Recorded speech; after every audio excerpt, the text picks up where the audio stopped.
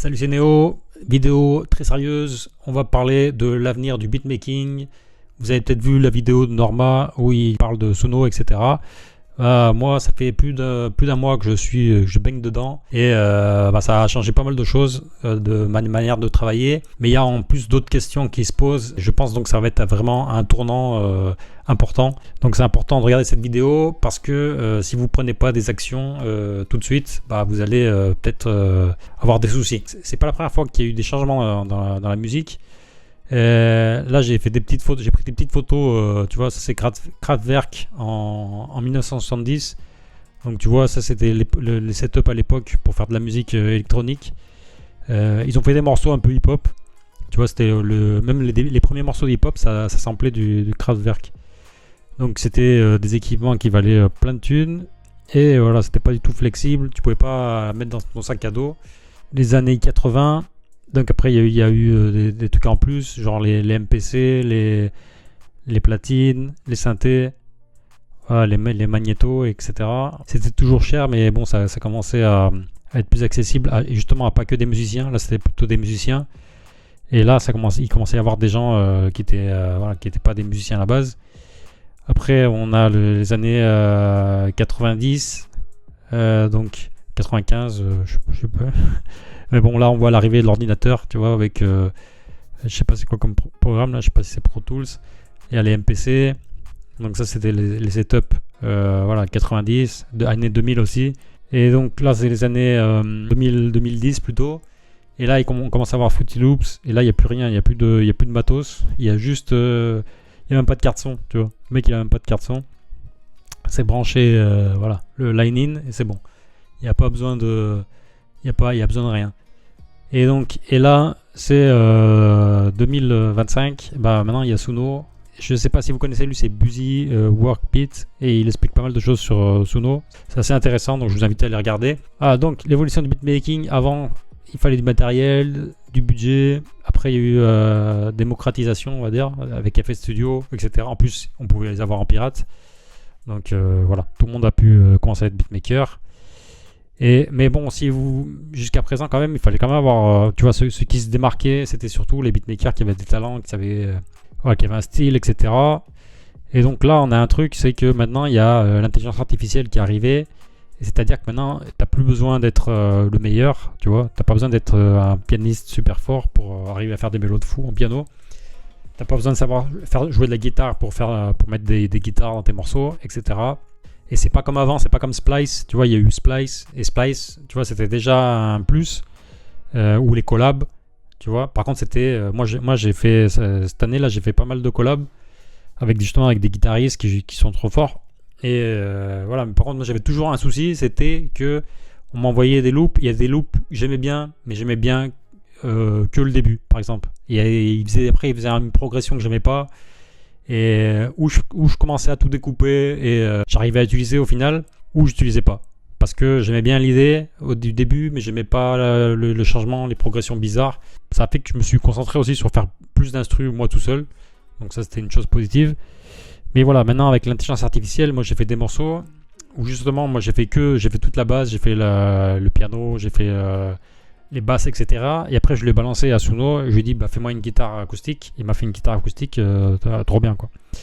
Donc voilà, c'est pas encore parfait au niveau des stems, etc. C'est vrai, mais c'est déjà exploitable. Voilà, moi je les ai déjà exploités. J'ai déjà vendu même des instrus avec du Suno dessus. C'est pas 100% Suno, mais il y a des couches que j'ai rajoutées de Suno qui embellissent l'instru.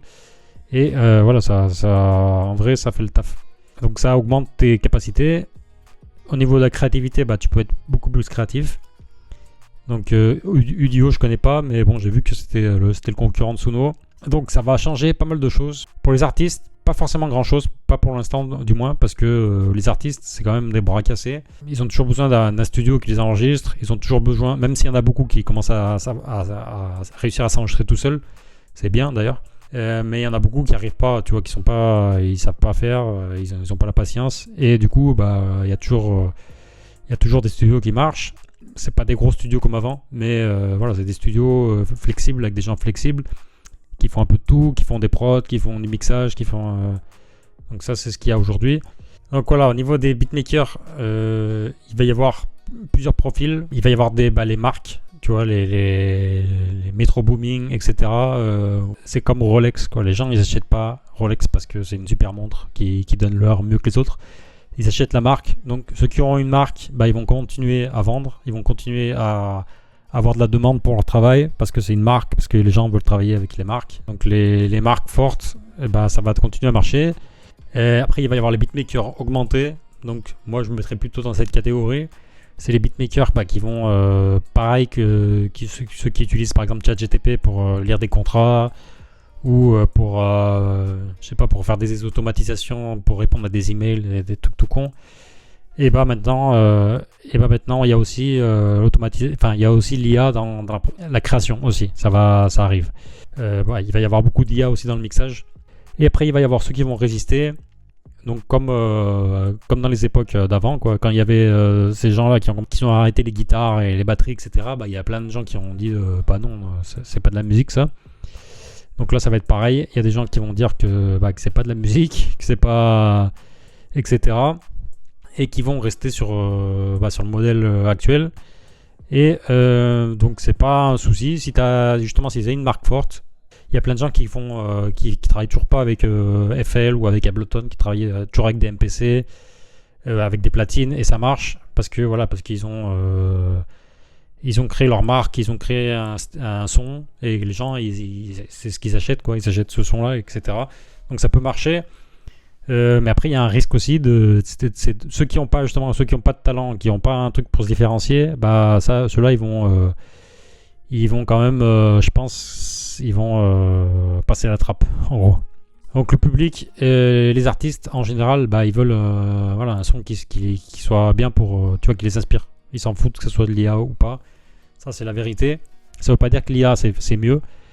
Ça veut dire que si toi t'as fait une instru et que t'as ajouté un truc avec l'IA et que ça lui a apporté quelque chose, et que l'artiste il aime, ça sera bon, quoi, pour l'artiste. Pareil, attention, parce que moi justement, je vois des gens qui font des morceaux entièrement avec Suno et des instrus entièrement avec Suno, ça marche pas. Pour l'instant, ça marche pas. C'est-à-dire, c'est pas exploitable. Si vous pouvez tester, vous allez voir les morceaux. Il y a plein de trucs bizarres, donc c'est pas exploitable. Si tu peux t'en servir pour faire des loops ou même pour avoir des idées. Des fois, tu vois, t'es bloqué t'as fait des accords de piano et t'es bloqué. Tu lui passes et tu lui dis fais-moi une mélodie par-dessus, il va te faire une mélodie, des fois ça va te débloquer, par exemple. Le rôle du beatmaker change. On va devenir plus, c'est mon avis, on devient plus un producteur, un directeur artistique, plus qu'un simple beatmaker, tu vois. Jusqu'à présent, c'était, tu utilisais des drum kits, t'allais sur Splice, tu faisais tes propres mélos, tu recevais aussi des collabs par email.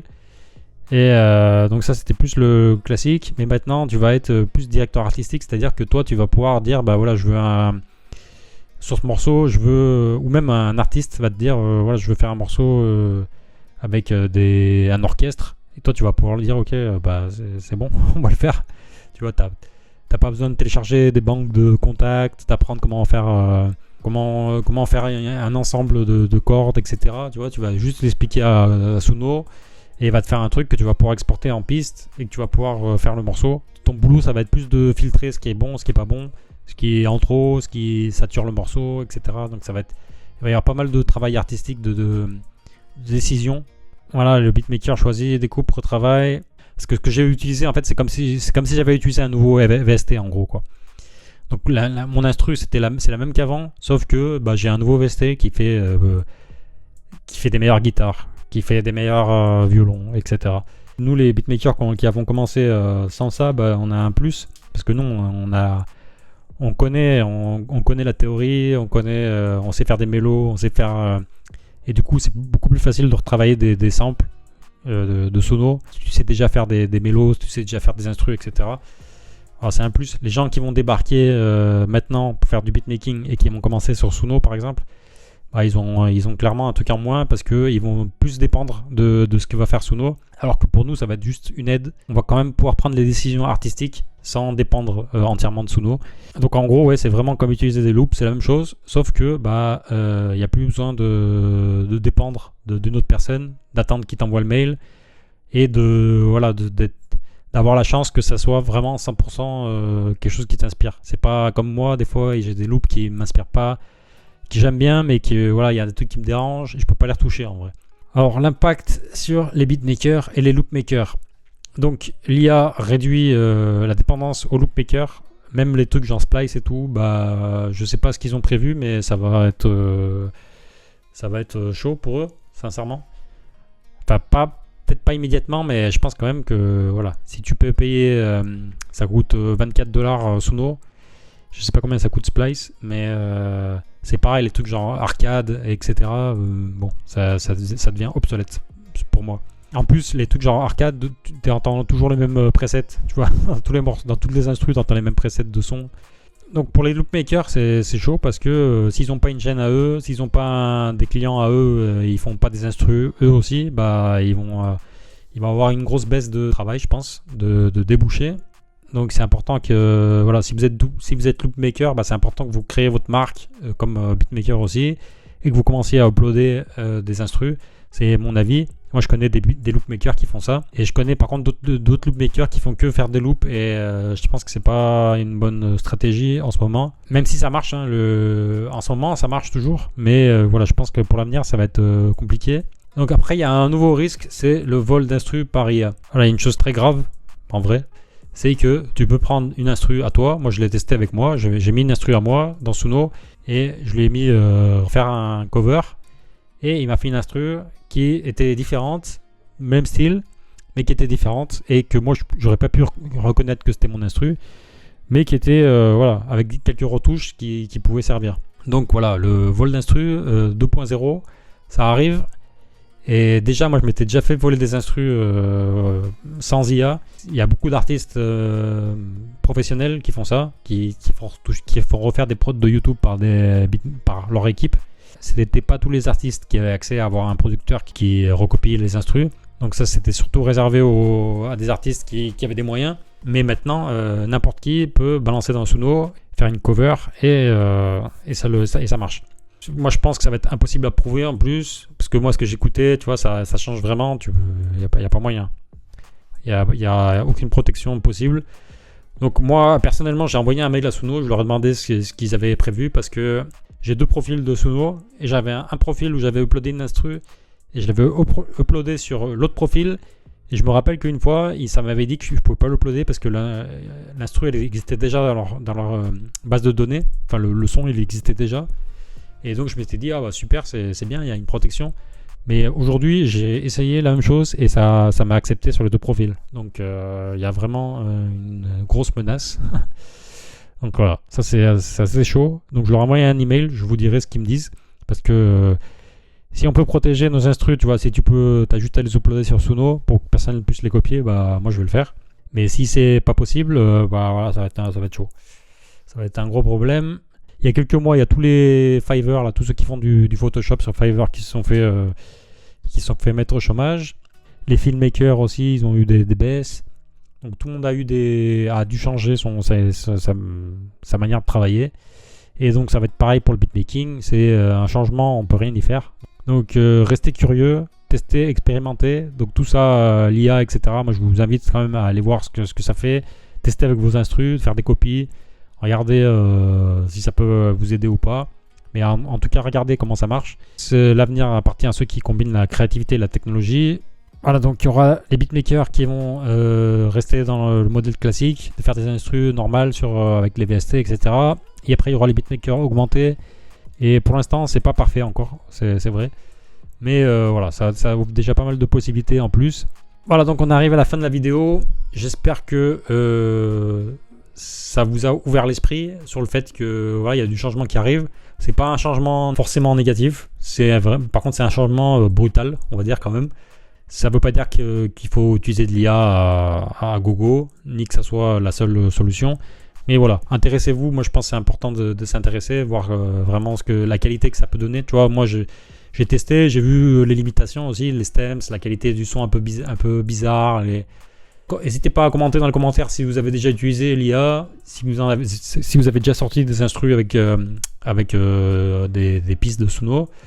Likez la vidéo, on se voit dans une prochaine vidéo. À plus, ciao!